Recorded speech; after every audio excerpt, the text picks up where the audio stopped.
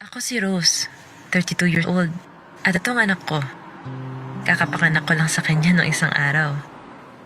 Wala pa siyang pangalan. Di ko na itatago. Nakakalungkot na may mga naisip na ako para umiwas sa bigat ng responsibilidad. Lumapit na ako sa mga taong kaya siyang ibenta para sa ilang libo. Handa na rin ako noon na ipalaglag kahit illegal at delikado para sa akin. Labandera kasi ako. At ngayon, onti lang nagpapalabas sa akin. Minsan, sapat ang kita, pero madalas kulang. Pangatlo ko na ito. Tapos mag-isa lang ako. At kahit gusto ko siyang alagaan, nahihirapan na nga ako sa dalawa at wala pa akong suporta galing sa pamilya ko. Ano na lang ay papang sustento ko sa baby ko? Buti na lang, naglakas loob akong lumapit at humingi ng tulong sa amo ko. Ipinakilala niya ako sa tulong kay nanay at sa Rohe Foundation. Ginabayan nila ako sa aking pisikal, medikal at emosyonal na pangangailangan. Ipinaunawa din nila sa akin kung gaano kahalaga ang magiging desisyon ko para sa anak ko. Dahil dito, nakita ko ang aking kakayahan at pinili ko na mismo ang mag-aalaga sa kanya. Ang kwento ko ay isa lang sa maraming kwentong pag-asa ng mga ina na katulad ko.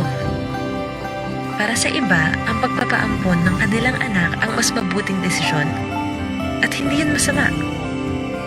Nandyan din ang Rohe Foundation para gabayan ako na tahakin ang tama at legal na proseso ng pag-ampon ng bata. Pagpapaampon man o pagpiling ipagpatuloy ang pag-alaga sa bata, walang mas angat na desisyon. Ang mahalaga lang, dapat malayo sa peligro ang ina at ang kanyang anak.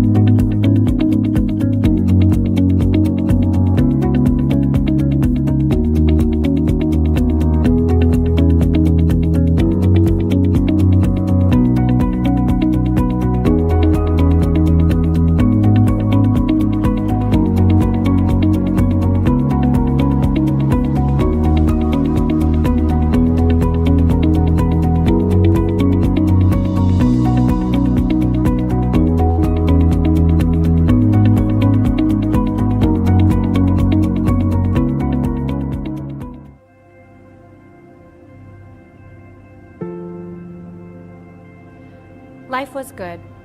We were blessed. We had been married for a couple of years. We were enjoying life in Singapore, and we had a baby on the way.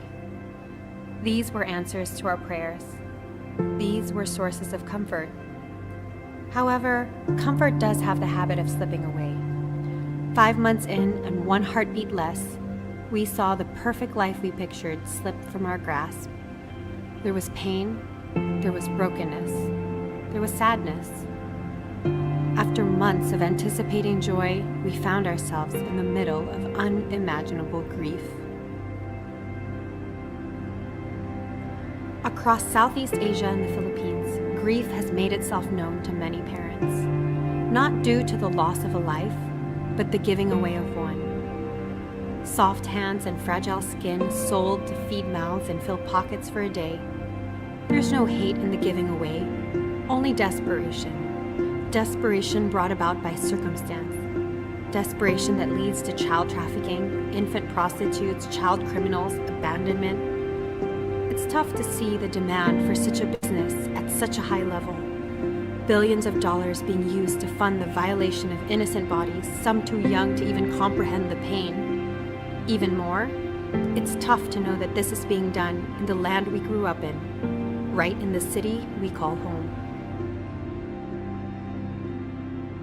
Our hearts beat for these children, so much so that it beats for a specific one. If we were to be advocates for these children, then we must first be examples. In October 2017, a pregnant mother couldn't keep her child. So with desperation, she searched for someone to be the one to hold her baby in their arms. We wanted to help, and so we did.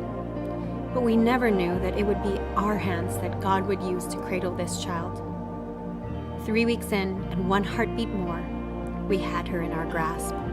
Our hearts were filled with love and our souls refashioned. We are no heroes, just followers answering a call. Had we chosen to reject the call, turn our heads away, or hesitate even for a moment, our child would have been one of many whose body has become a commodity. She is one less child prostituted, one less child trafficked, one less child abandoned, one less child lost in the system, one less child victim, one less orphan. But she is just one less. There are millions of children out there who may never have access to a family, access to care, to nourishment, to shelter, to safety, to a childhood. But if more people extended their arms to these children, if the stigma behind adoption was redefined to be a culture of love, then 2 less children would be trafficked, 10 less children abandoned, 1,000 less children criminals, 1 million less children victims to this injustice. And instead, more children would be welcomed home by families.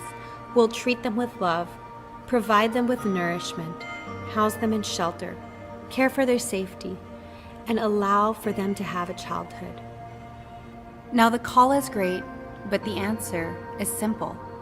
It's a heart willing to serve and a courageous kind of love. It's open arms and open homes. At the Rohe Foundation, we advocate for adoption.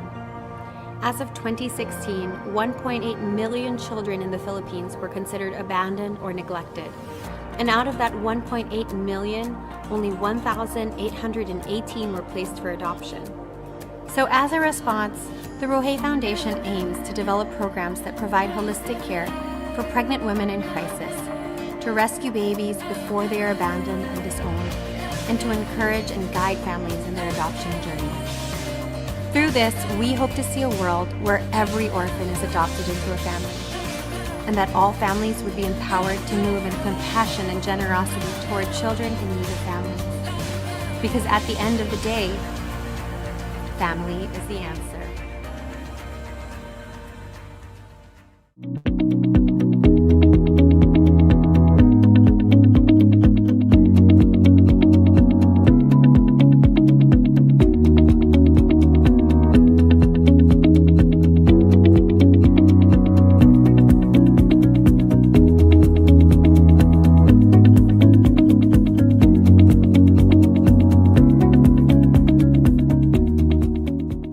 I didn't carry Milana in my womb for 9 months, but in my heart and in my soul, I've carried her way more than 9 months.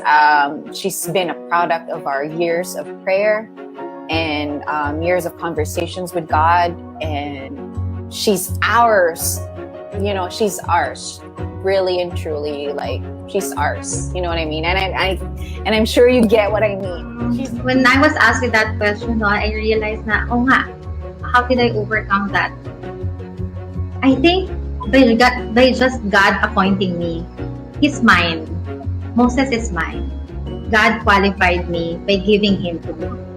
So, dun pa lang, nakakalma na yung fears ko na, oh nga, I'm his real mom. Ako yung mom niya. God already qualified me for it.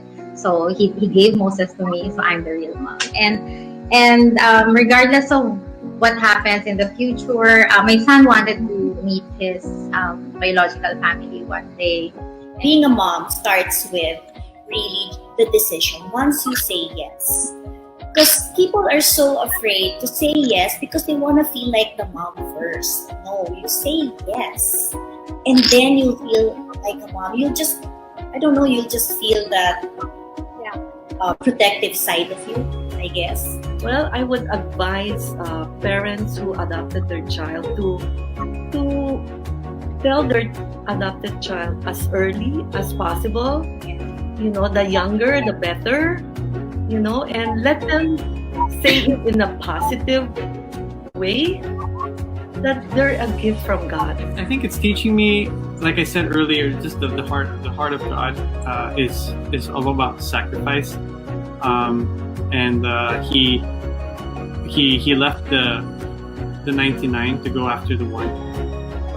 He sacrificed his son to adopt, and learning how to love first with Chloe, and understanding that kind of sacrificial love where it's not about biology, and it's about deciding and choosing, and that it's a privilege.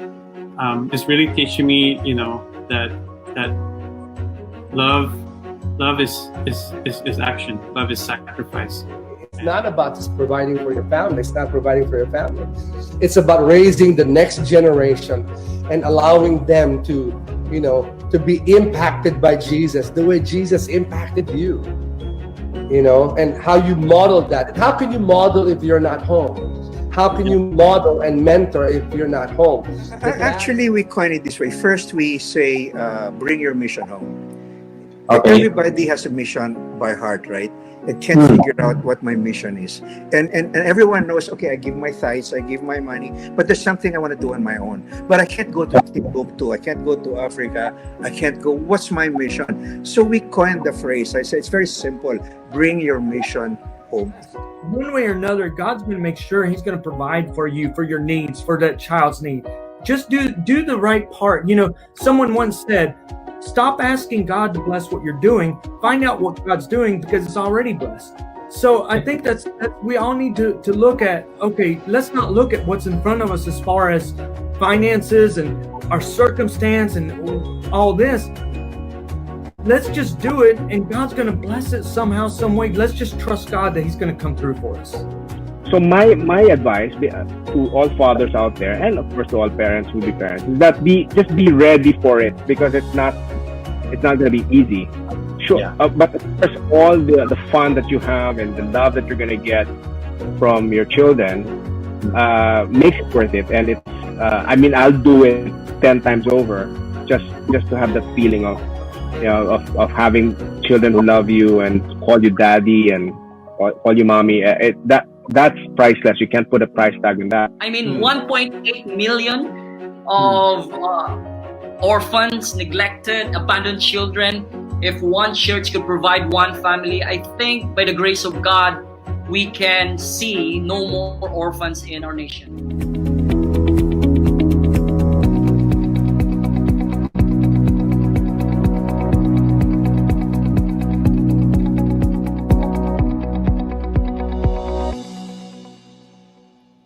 Hi, everybody. Welcome to Rohe Foundation's live chats. We're so glad that you're able to join us this evening. You know, we are Rohe Foundation. My name is Karina Henson, and I do work with this organization, and our mission is really to advocate for adoption and to create a culture that celebrates adoption. So today we have a really exciting episode. Our guest this evening is somebody who we've been praying for the opportunity to come on the show and to share with us about, you know, the situation in children's homes. And so I'll be introducing her a little bit later, but there's a really great show in store for you guys today. So I really want to invite you to take the time right now to share this stream.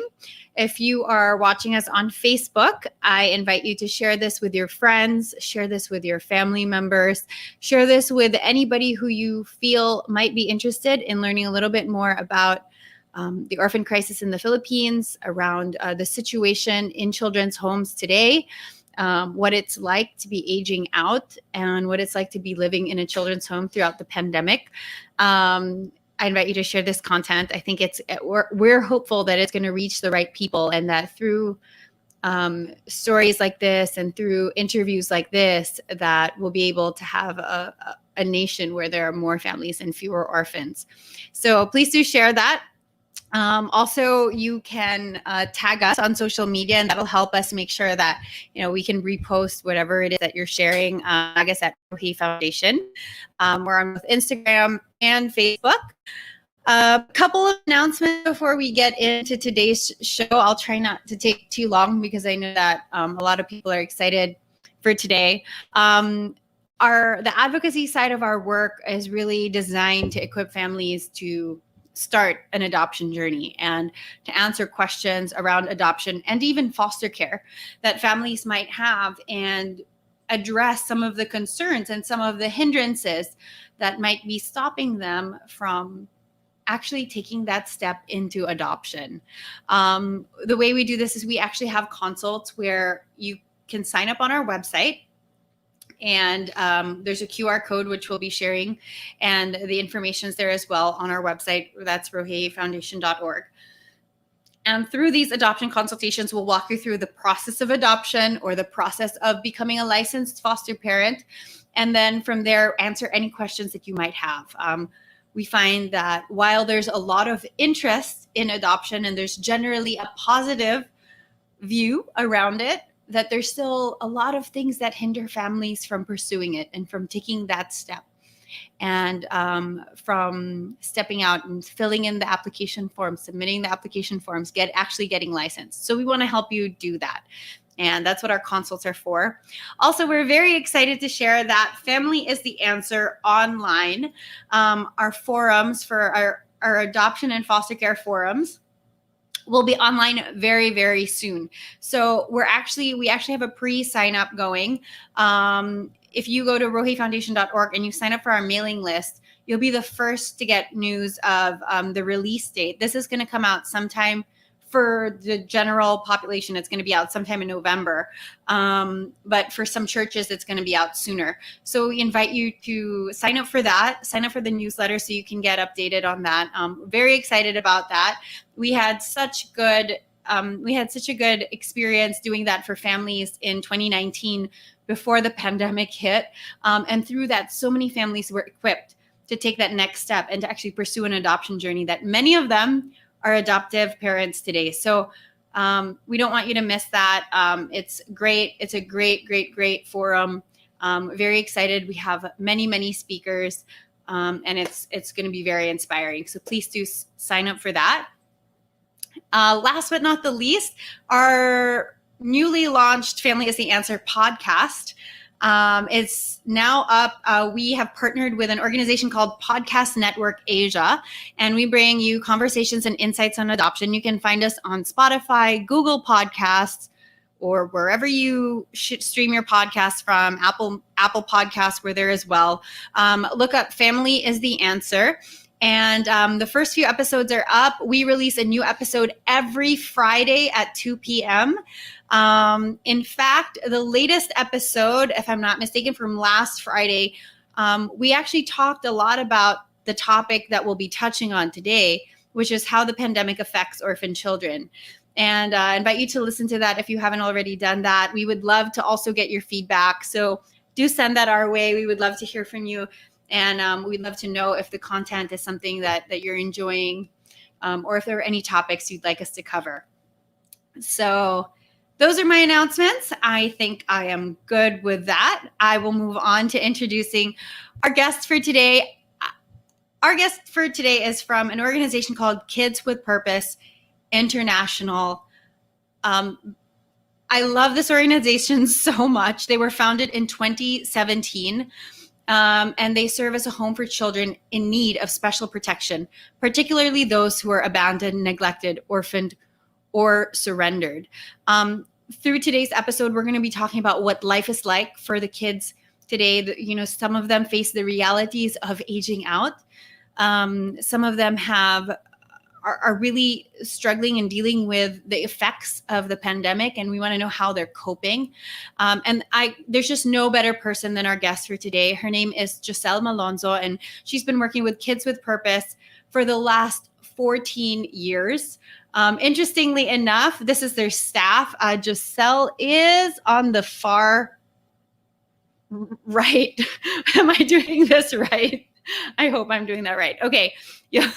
And she actually started as a social work practicum student, where she eventually worked part-time as a social worker assistant, did her OJT with Kids with Purpose International. Back then it was called My Father's House. Eventually she became a full-time social worker with My Father's House, and ended up passing the board exam in 2008, became a case manager, was handling a lot of the cases for adoption. With then it was called My Father's House.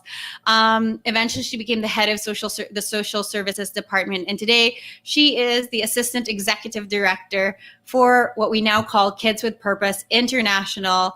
Very happy to have with us Miss Jossell Malonzo. Hi, Jossell, everyone.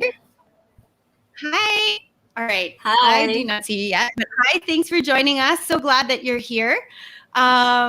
I just wanted to brag a little bit about Kids with Purpose International because I just love you guys so much. I love the work that you do under your leadership, Jossell, as well as the leadership of your executive director, Deanna Collins.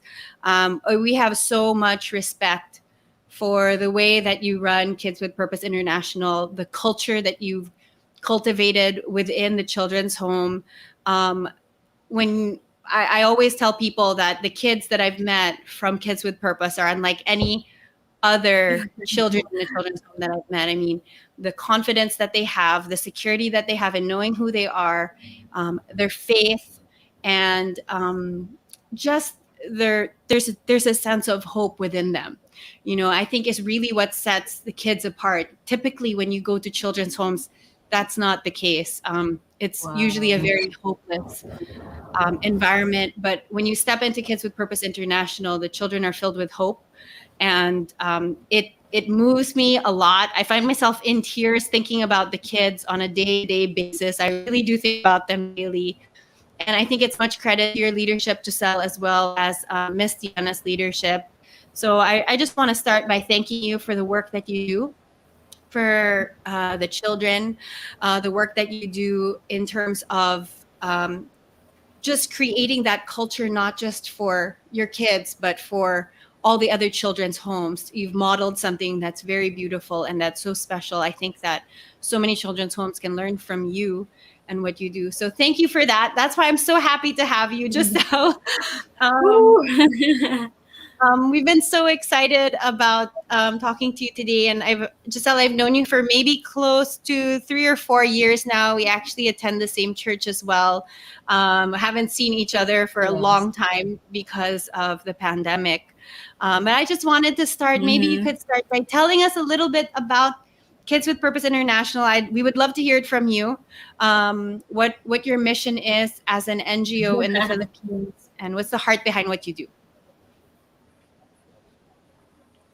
Okay, hi everyone. I'm Jossell, and I'm a social worker of Kids with Purpose International. We were established in 2017 by Miss Deanna R. Collins.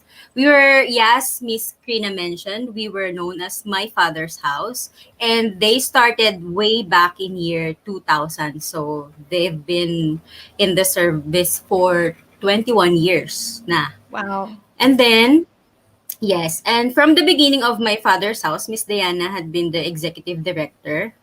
And in order to continue the works that were started by My Father's House, KWPI was founded by Miss Diana Collins.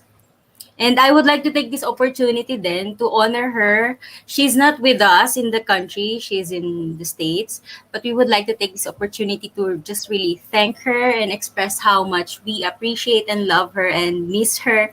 Kasi kung hindi siya nag-yes to fly to the Philippines 20 years back, walang My Father's House, now Kids with Purpose. So grabe yung step na yon, just by saying yes, eto tayo ngayon. And so yeah, I would just like to honor her today, and I hope that she can watch this and see this. So we miss her.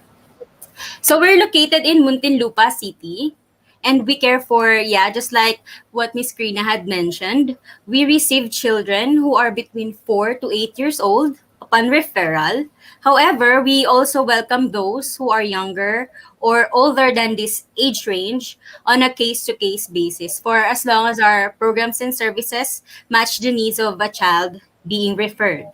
As of the moment, we have 17 children and youth under our care. Our youngest is 7 years old, and our oldest is 20 years old. And among the 17, 7 are girls and 10 are boys. We have residential care program. So this is like the family-like home. We also have educational assistance, health and medical services. We do case management and child placement.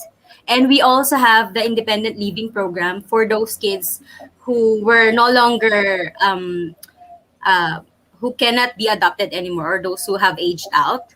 And pre-pandemic, we also do community outreach. Great. Thanks, Giselle. I mean, I have so many questions to follow up on with what you shared, mostly because I miss the kids so much. And you're giving all the numbers of how many are still at the home. But before we go into that, I did want to also mention that I think part of what I love about Kids with Purpose International, you showed the children's home and the facility that you have. And I wish I could invite people to come and visit, but unfortunately, now is not a good time to be doing that. However, what I did observe from my visit there back in 2019, I think was we saw each other almost 2 years now, was that it's designed to be like a family.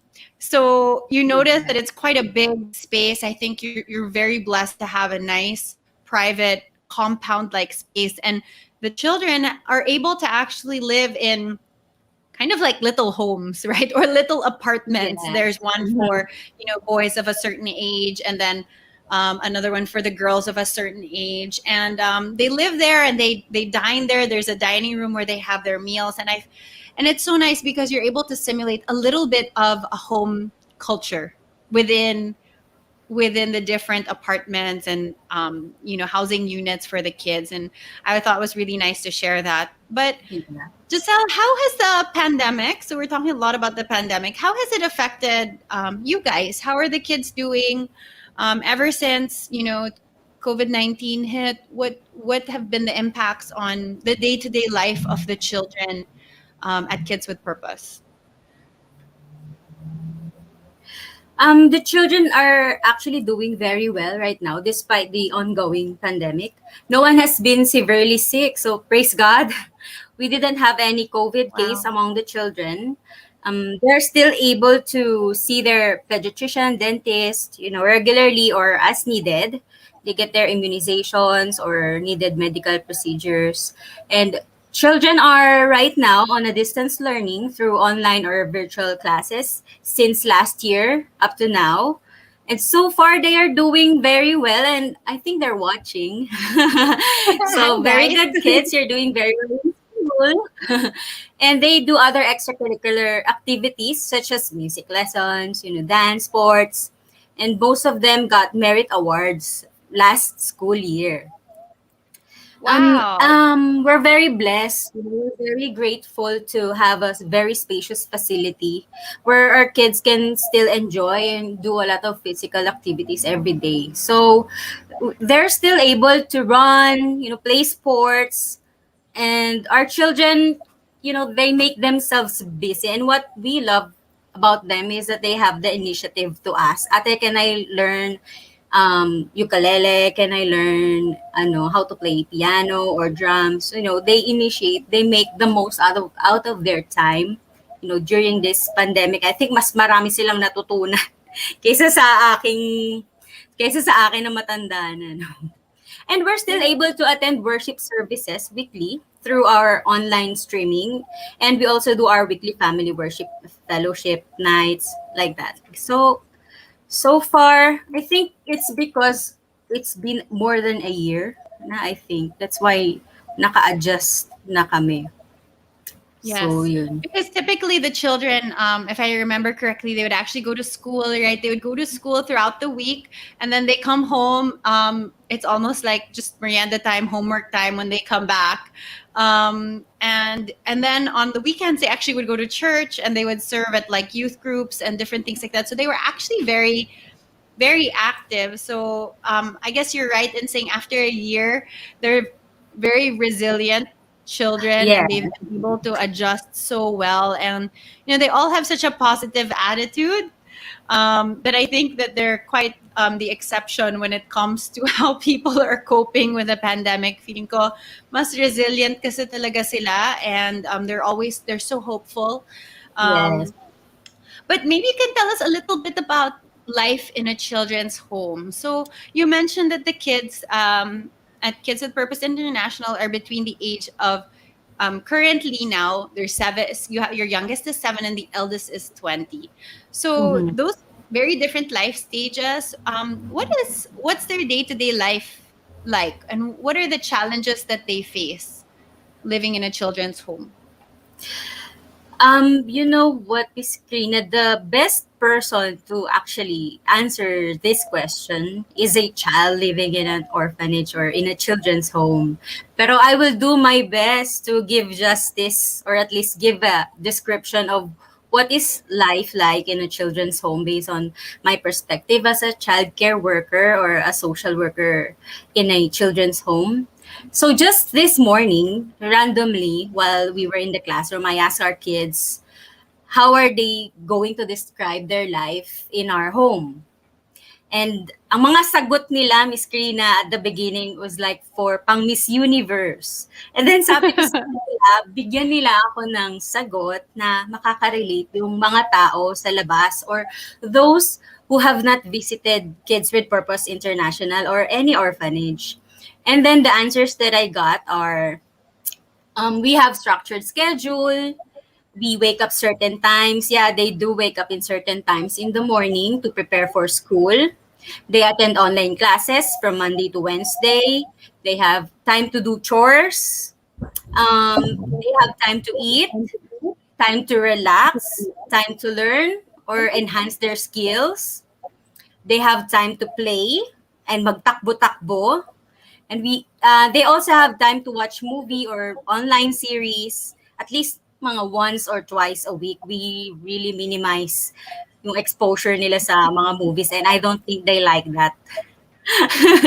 Because they like watching movies, no.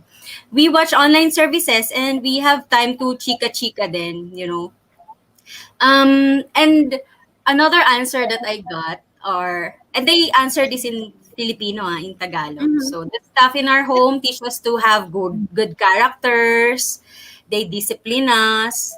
Nasisermonan din and nasisigawan pa minsan. So yun yung mga raw na sagot.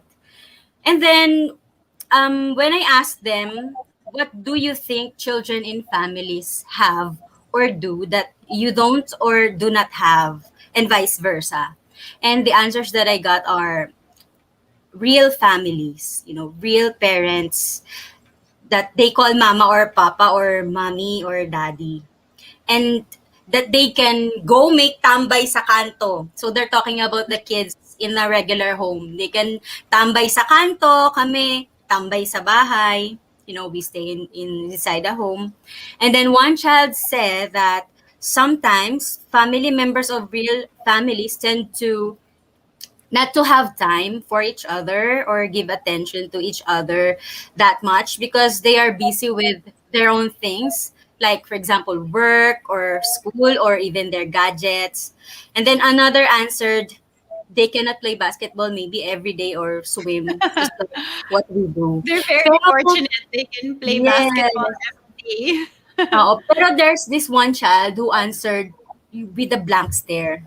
Parang tinignan niya lang ako and then I realized, how can he answer my question if he has not had experience of being in a home, in a regular home? Like, paano niya ako sasagutin kung paano ang buhay sa labas, sa pamilya, kung hindi nga niya na-experience, diba? So, ayun. Then there's silence. Yeah, I then, think. Go ahead. Go ahead.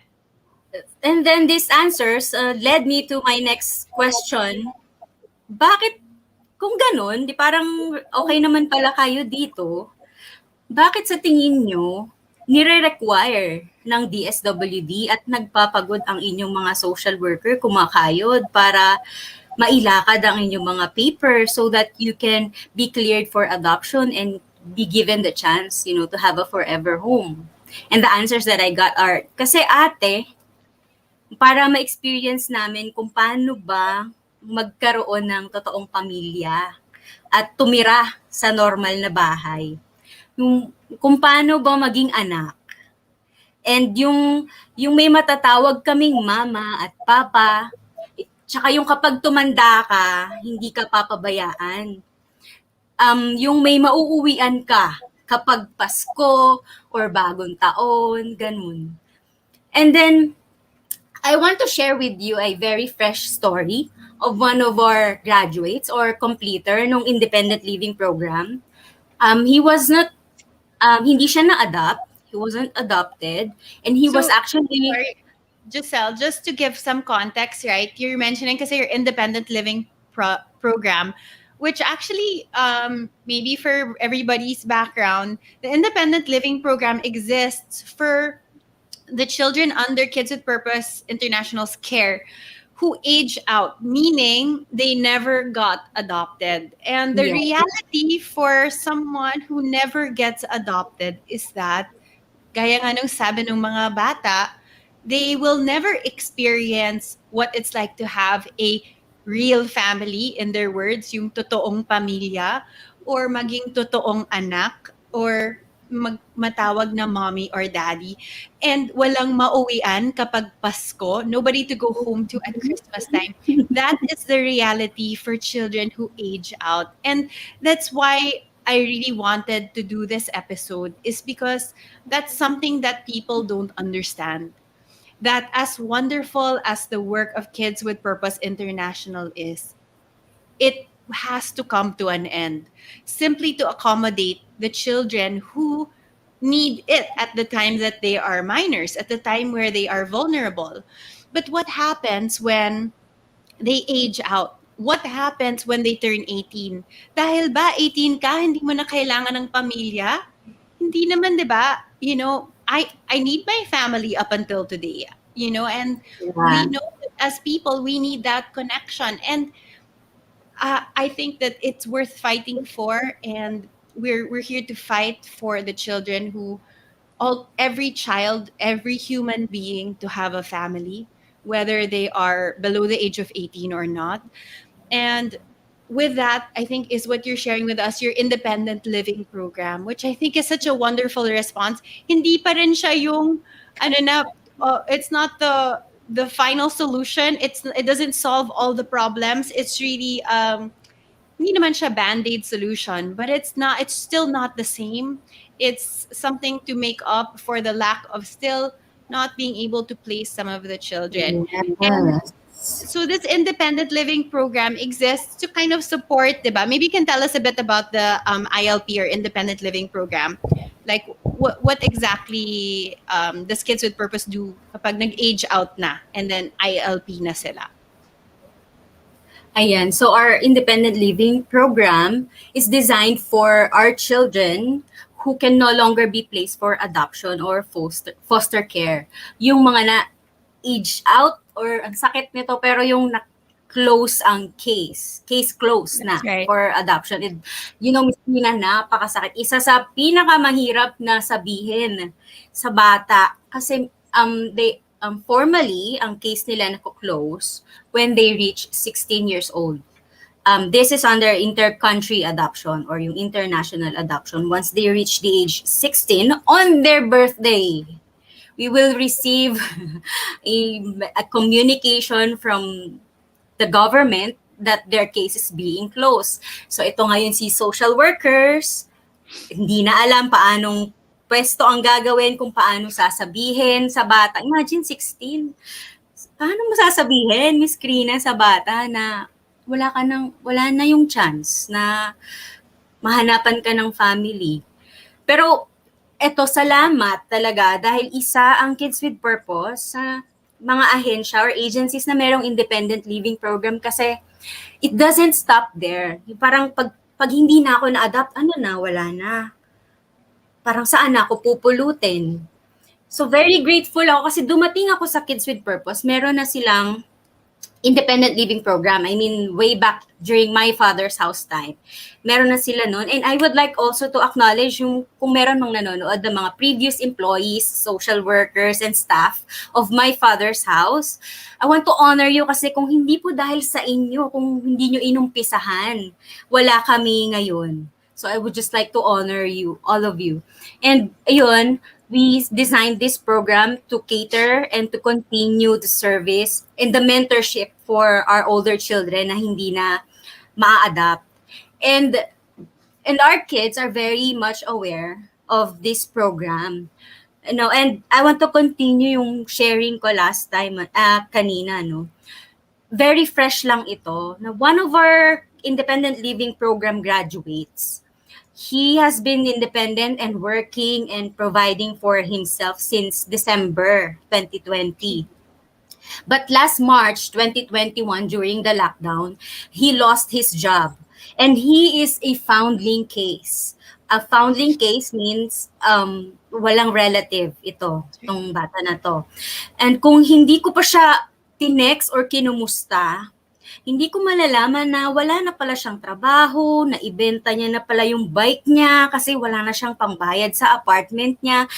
Na-stress ako kasi sabi ko, kung hindi ko pa siya tinanong, parang saan siguro siya tatakbo, hindi niya siguro alam. Kasi nga naman, wala siyang family. Hindi niya siguro naisip or baka nahihiya siya na lumapit ulit sa Kids with Purpose. Pero yun these kids, when they become adults, they will not have anyone to run to or go to. Unlike tayo na may mga families, di ba? Tayo, may matatakbuhan, pero sila, saan? Hindi naman din ako habang buhay dito siguro magtatrabaho. Well, I hope magtagal. Second day na tumanda dito sa serbisyo. Pero hindi ko rin din alam kung hanggang kailan tatakbo ang home, ang Kids with Purpose, lalo na ngayon ang hirap ng situation ng funding and all. So saan tatakbo or lalapit itong mga batang ito kapag nangailangan sila in the future, yung mga hindi maa-adapt. And I'm actually also thinking of other children, yung sa ibang CCA na walang independent living program.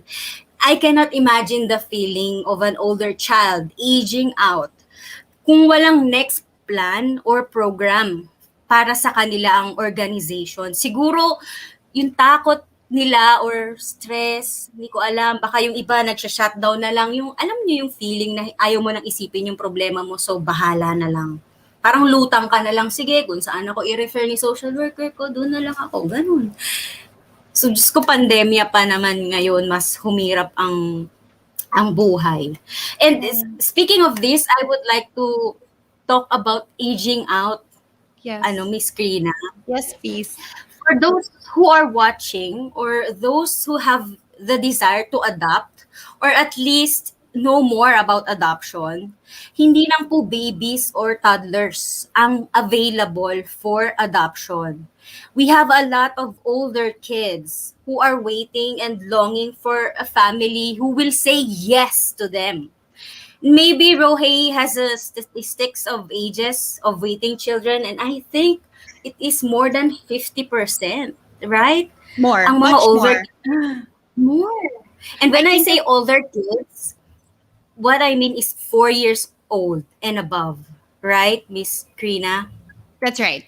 Over the age of 4 in the Philippines, actually, generally speaking, over the age of 4, you're considered unadoptable in the Philippines, and most of those children are rarely presented for domestic adoption simply because there are no Filipino families who are open to adopting them.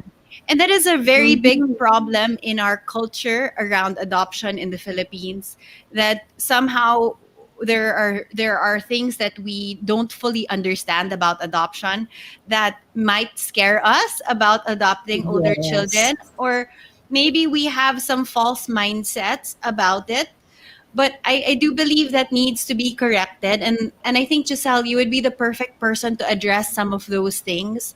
I'm not saying older children don't get adopted. Actually, international adoption, lots of older children get adopted. I think, if I'm not mistaken, you shared the ratio before with me when we were chatting. I don't know how many. Have you placed any for domestic adoption out of the, I think, 100 plus children you placed? 107. 107 in the last 20 years, right? Out of 189 children total under your care. So, Yes. were any of those placed in the Philippines? Sadly, well, so from the total of 107 adoptions that we have had since the year 2000s, all of them are older kids and all of them were adopted internationally. Wala kaming experience pa ng domestic or Philippine adoption. And the youngest that we had adopted was 2 years old boy with an 11-year-old sister at that time.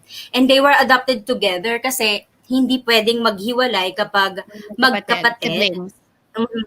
Except for a valid reason such as nag-age out na yung ate or may severe na behavioral issues that would affect or disrupt the placement, something like that. And they were adopted by an American couple who had 5 biological children already. And the biggest sibling group that we placed was a sibling group of 5. And at that time of their adoption, I think they were 13 years old, 12, 11 or 10, and then 8, and then yung youngest nila was 6. So 3 boys and 2 girls yung magkapatid na yun. They went through inter-country adoption. Wala kaming experience pa ng domestic. Adoption. I think that's so telling, right? It's so telling about the way adoption is still perceived in the Philippines, because we do hear wonderful stories from Europe, from the United States, about families with already, like you mentioned, sometimes 5 biological children, still adopting sibling groups, 11-year-olds, teenagers, and welcoming them into their family. Unfortunately, that's not the case here. And so when you share that number, 189 children in total over the last almost 20 something years, right? I think 21 years. And then 107 placed internationally. That means the 82 that are left in the Philippines, what happened to them? So some of them were, kasi we also do return the kids when we find their relatives, and if we find them, capable or safe ang child to their care, we return children to their biological families. And then some of them went through the independent living program. They graduated, completed the program. And then some of them just decided rin to be on their own. Kasi di ba pag malaki na, they have the right to decide and they would want to be on their own. We also allow them to make those decisions. And then some of them, unfortunately, hindi rin nakakakumpleto ng program, for some reasons. But I'm just so grateful for those families who said yes, who opened their homes for the waiting children. Kasi they answered the calling of adoption, which is, by the way, is a lifelong commitment and a lifelong journey, Miss Krina. I salute you din kasi I know that you're an adoptive mom. Kung wala sila, kung wala kayo, ibang-iba ang naging future nitong mga batang ito. So, sobrang thank you. Grateful kami for those families who said yes. But at the same time, I have this feeling of panghihinayang. That in my mind, I was like, bakit ang ibang lahi or the foreigners kayang bugsan ang kanilang tahanan at pamilya para sa mga batang Pilipino na walang pamilya? Ano kaya kung ang mga Pilipino ang magbubukas ng kanilang mga bisig at magpatuloy sa mga batang ito sa kanilang tahanan at buhay? What if Filipino couples and families adopted those older Filipino children who have been waiting and praying for them to have a home. And I pray for that time. I pray that that time would come. And I really want to, ayun, again, express our appreciation to adoption advocates like Rohe Foundation, KBF, Norphil, and Cribs. Of course, DSWD and the Intercountry Adoption Board for all that you do to advocate, to educate Filipino people about adoption and find permanent homes for our kids. Thank you. Thank you so much.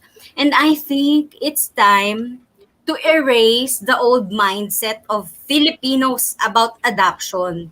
Yung mga napanood natin sa telenovela nung bata pa ako, naalala ko, stress ako. dapat Stress ka. burahin. Dapat burahin na yun kasi hindi nakakatulong sa mga bata sa ampunan. Yung mga drama na ginawa nila. Tingnan nyo ngayon. And the reality is that those dramas are not reflective of the truth. And, Yes. you know, sometimes even people have, we even hear stories of people saying, diba, yung sa TV, yung pumunta sa orphanage tapos namili ng baby, ay, hindi nyo alam. That is not the way that's not the way adoption works. That's actually illegal. You actually can't adopt a child that way. And so there are all these misconceptions shaped by media. And truthfully, the one who suffers the most is the child, is the children waiting. And the children who, you know, we've grown to love so much. I think about the children at Kids with Purpose International by name because their stories have moved me so much. And I want to, before we talk a little bit about the kids, because there's one story that I want you to share, Jossell, but maybe we can address this issue of aging out. And we're talking about how some in our culture here in the Philippines, most families are not yet open to adopting older children. And that could be partly shaped by media. It's also partly shaped by some fears around adopting older children, that they could cause trouble in the home, that they come with trauma or baggage. When I met the children at Kids with Purpose International, every single myth was busted. And I found none of that to be true for the children that you guys have raised and mentored and cared for and loved, and they're really exceptional children. But maybe you could debunk some of those myths, Jossell. What are some of the fears that you think are hindering Filipino families from adopting older children? And what's the truth? What's the truth behind it? You know, I can understand those families na natatakot or nag-hesitate mag-adopt ng older kids kasi totoo naman na because I've heard stories or comments during, you know, matching, etc. na pag malaki na kasi may mga ugali na mahirap ng baguhin, mahirap ng turuan, natatakot sila. And I cannot blame them talaga, no? Pero what I would like to say is, why don't you do it afraid? Why don't you try? Kasi minsan na-judge na natin yung situation or mga bagay nang hindi nga natin siya alam, naririnig lang natin. Ayan, kakanood mo ng ng mga telenovela dyan, di ba? Pero hindi ko rin sila masisi. That's why in Kids with Purpose, we really do our best, you know, to give them a home-like atmosphere. Para, kasi the healing starts when they begin to attach, to trust. Right. And I think if you're going to adopt, you would need to do the same. That's diba? Right. Na, adoption kasi is a gospel story, you know, God adopting us, accepting us for who we are, kahit despite alam niya kung ano tayo, anong kaloob-looban natin. Right. The beauty of adoption is the same. Na despite all the information that you would see on the child's paper, of course, we do not lie, no? We include in our reports yung mga behavioral issues nila at talaga namang meron. Sino bang wala? That's right. Ako, may issue eh. perfect ba tayo? Lahat naman may issue. Pero, that's why there's Rohe Foundation, KBF, DSWD, Kids with Purpose. We need to work together. We need to work together to enhance or to improve our adoption system. Kung merong palpak in the past, we can talk about it and maybe do better next time. Yes. And ayun, kasi the family then, I think, no, Miss Green, they're given the information of the child, correct? Yes. And Yes. they have the right to say no if they feel That's right. like hindi nila they do not match the child's needs.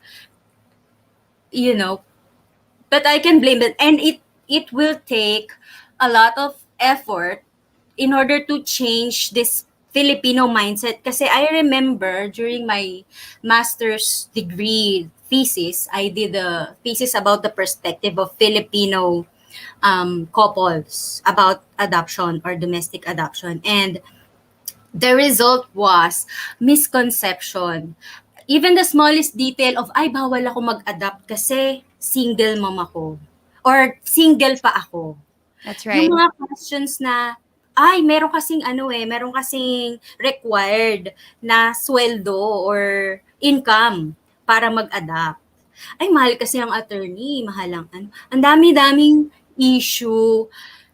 Hindi ko naman sila masisi kasi I think, and the funny thing is that they are issues for a lot of people, but a lot of them are unfounded. You can adopt as a single person, and I know single mothers who are exceptional. They are exceptional at raising the children they've adopted. Yes. And they really do inspire me. And you can adopt as a single person. And then, is it expensive? Hindi naman masyado, di ba? Kasi may gastos talaga kapag you give birth in a hospital. If you were to have a Yes. biological child, you would still spend because you have to make sure that child comes into your arms safely, right? It's the same way with adoption. There are a few expenses, and we're encouraging families to also tap into the larger church communities and to gain support from them. And if we all come together, I believe it's possible. And a lot of those can be overcome. But, on that note, you mentioned that families actually have the opportunity to say no when they're matched with a child who they feel they're not ready for. While that's true, there's a story that was shared with me about some. I don't think it was just one. I think one or two children from Kids with Purpose International.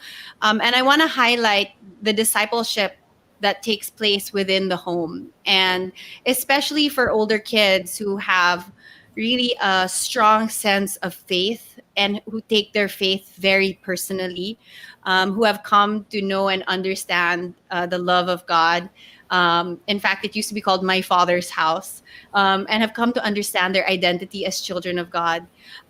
They actually also have the opportunity to say no to a match which they believe is not the right fit for them.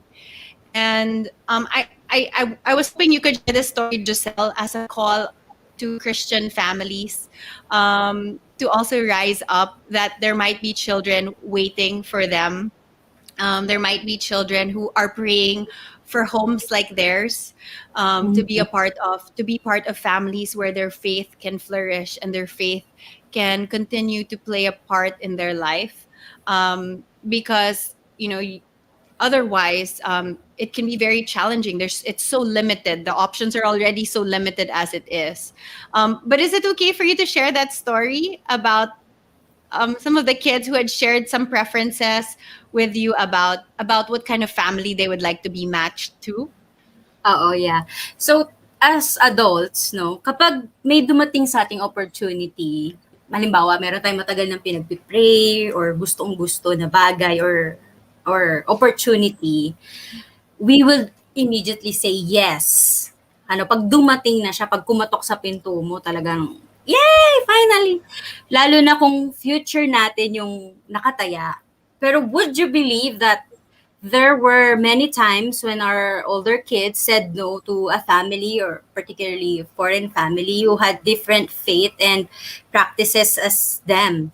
So, grabe yung faith nila to the point of saying no. Well, there are other things to consider, no? Yes. It's not just about yung faith. Pero if it would affect the child, I really appreciate the Intercountry Adoption Board for listening, to these children, especially yung older kids.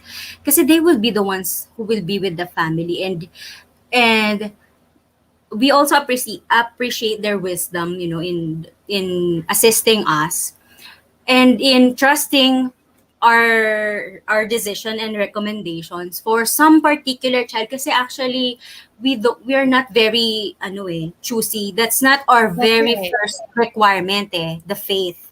Hindi naman yon. Pero if the social worker sees that will affect or disrupt the adoption, the placement, then we would be open and honest to the board or to the authorities about it. And then it will still be up to them kung papayagan nila or not. And by God's grace, that particular child, she was a girl and she was, I think, 10 years old at that time. Merong single parent from Europe na nag-apply, pero iba ang faith and practices niya. Nagpunta dito yung Intercountry Adoption Board, and I remember pinatawag nila kami sa office nila because of that particular case. Kasi parang ang pagkakatanda ko para bang Why would you turn this down? yung mga bata namin parang ayaw daw magpaampon, namimili, ganun. And of course, we really want to thank them for listening to us, na hindi talaga kami namimili on a basis of faith. Pero if there's particular child na strong talaga ang conviction, ate, hindi, I believe that God has a better family for me, or a family whom I can share my faith and walk, alongside with them to nurture my faith and deepen my faith. Yun yung nakaka-bless. Kasi kung ako yun, pamilya yun, ang tagal ko na sa orphanage naghihintay, pag may dumating, yes. Pero grabe, childlike faith. Talk about childlike faith. Yun, sobra. So I think two or three kids have done that. And then one of them, actually, he was not able to be adopted. And it was really sad. Pero we also take that opportunity na God has a unique plan for every child. Right. Maybe it's not God's will for you to be adopted, but that's not the end of your purpose or of your life. And that's the beauty of preparing them for life, for the time that they would leave our care, whether that would be through adoption, foster care, or finally be back in the communities, to live as adults and start or begin their own families. We need to prepare them, lalo na nitong pandemic. Ay nako, I can remember nung 2020 yung trauma, tas yung mga mukha ng bata nung kinakausap namin sila, andyan sila lahat. Tapos, in-announce namin yung lockdown. Tapos, nung panahon na yon, nagkakagulo pa sa US. Yung director namin nasa America, so we get to video chat with her and we get to be updated on what's happening. And then we also watch the news. So, parang yung mga bata parang, ano nang future namin. Pero, no, we need to move forward. All we need to do now is to prepare them. Grabe, iniisip ko, hindi ako habang buhay or tayo, Miss Karina, hindi tayo habang buhay, nabubuhay. At itong mga batang ito ang papalit sa generation natin. We need to equip them. Kaya if you feel or, deep inside you have that kurot about adoption, lumapit kayo sa ROHE or sa DSWD, other agencies, ask. Maybe we have different calling. Maybe you're not called to adopt, but at least maybe you're called to advocate, to help eradicate yung maling conception na nabuo ng media in the past about adoption. It will be a huge help, and to pray, to just really pray, number one, for the staff, for those working, for these children, kasi ubos. Imagine yung may anak kang isa, dalawa, tatlo, ay kami, 17 dati. Umabot kami ng 65 nung bago-bago pa lang ako my father's house. Nung dumating ako dito, 65 yung bata. Sabi ko, wow.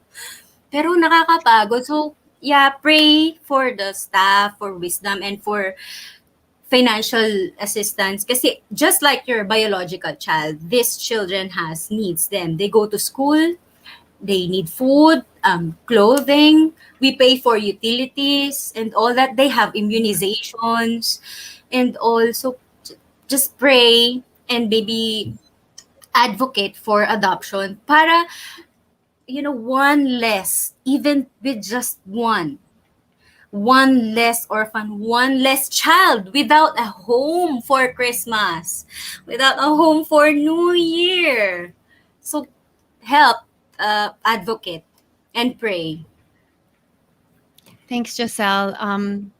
Yeah, I think that as we just talk about the realities that you guys are facing and the needs, you've been mentioning as well some of the needs. Thank you for that. Later we'll share how people can support Kids with Purpose International, and there's really no other organization that I endorse as much as KWPI. And the level of trust, because of your leadership and Miss Diana's leadership, is unmatched. The amount of trust we have for the work that you do, and because, like you said, you're preparing the children for life, and the reality is these kids know, and I know some of them are listening, and I want them to know we stand in faith that you will be adopted if that is God's plan for you. But if it's not, I believe there's no better place for you, because Kids with Purpose International is so committed to preparing each and every one of you for the future that God has for you. And it might sometimes feel sad, it might feel a bit discouraging to see the realities and to hear some of the things that we've talked about today. I can imagine for the kids, having to hear this is difficult. But know that there's a community praying for you. Know that there's a community who will not stop fighting, that will continue to press on, that will continue to advocate, and that this is the intention of all that we're doing, is to fight for each one of them to have a family. I see their faces, and when I see their faces, it makes me very emotional.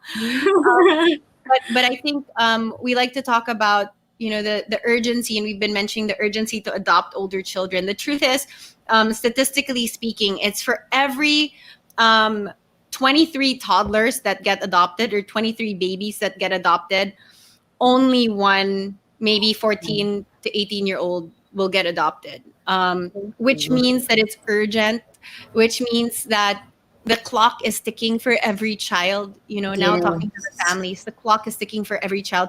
Every day that you wait and you think about it, and you contemplate, and I'm here to say, sometimes you probably won't have all the answers, and sometimes you've waited too long. You've prayed too long. These children have been waiting day in and day out, praying day in and day out for you to make that first move. The ball is in the court of the families. These children have zero ability to find you. I don't know why some families think that children will find them.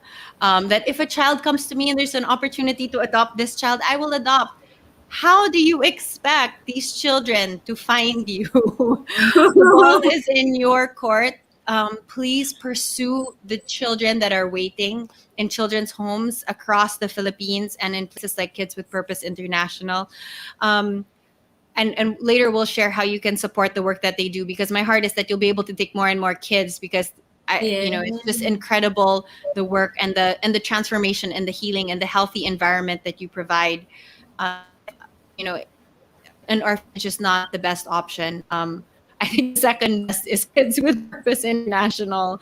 So Jossell, before we say goodbye, can you just share with me what's the most fulfilling part of the work that you do? You work with such an inspiring organization. Do you have any stories that you can share just to encourage us and share the joy of doing the work that you do? The most fulfilling part of working in a children's home is this. I hope we can flash the pictures at the same time. So 2 photos. the same time. So there's these two phases of completing our mission at Kids with Purpose International. First is seeing a child finally picked up by his or her forever family. And opening our gate and seeing these amazing and committed people who has chosen to adopt our child, and then seeing our child run towards them and hug them for the first time. Although it's bittersweet for all of us staff here to see our child leave and to be with their forever family, we celebrate and we release them with our blessing. Because there's one less orphan, one less child without a home. And the second is seeing an unadopted child become an adult and build her or his own family that they may never have had or never given to them through adoption, but they can finally build their own. Just looking at them, at these photos and knowing that they are at a better place and that they are um, being a blessing to wherever they are is very fulfilling, not only for me and for everyone in Kids with Purpose. And I would also like to take this opportunity to recognize and honor all the staff, especially the caregivers, the social workers, and the nurse, the drivers, our admin staff at Kids with Purpose. You are doing an amazing job, and you are the heartbeat of our organization, and I hope and I pray na wag munang mapapagod. Kapit lang kasi look at the eyes of these children. We are here for a purpose as well. So, yeah, that's all, Miss Karina. Thank you, Jossell. Thank you so much for sharing that. I think I wish we could do a 2-hour show because I feel like there's still so much to talk about. But we'll invite you again. I think there's a lot that you can share, and I think that my hope is that this video will be shared. Know that this content is available forever. For as long as our Facebook page is available, and it's also available on YouTube. And I encourage you to share this with people who, maybe you don't know if they're open to adoption or not, but if you know that, they have a wonderful family and that their family could potentially welcome another, our hope is that many would hear and understand the realities, and that, we'll just trust God to move in the right hearts. But we just want as many people as possible to hear about, the work that Jossell and her team are doing at Kids with Purpose International, and the realities that some of the children are facing. I wish you guys could all meet those kids, and if you met them, you would know exactly what I'm talking about, because my daughter Chloe has visited with us several times. We used to be able to just spend Christmas with the kids, and it would come like, we would be sometimes the third group coming to spend Christmas with them. And after that, you're wondering, like, do they, I'm sure they've had so many parties within that weekend or that week. And what I enjoyed most was actually being able to worship with those kids and seeing the children worship and pray. And we celebrated Christmas, and we got them to write on every Christmas ornament what they were grateful for. I'm going to invite you guys. We'll share the link to that article. But I remember that, their prayer request would be family. It's always family. It was very funny because I held hands with one of the girls and I said, "What are you praying for?" And I was going to pray with her. And I said, "What are you praying for?" And she said, "Family." And I started to sob and I could not pray. And she was looking at me like, "Ate, okay lang po ba kayo?"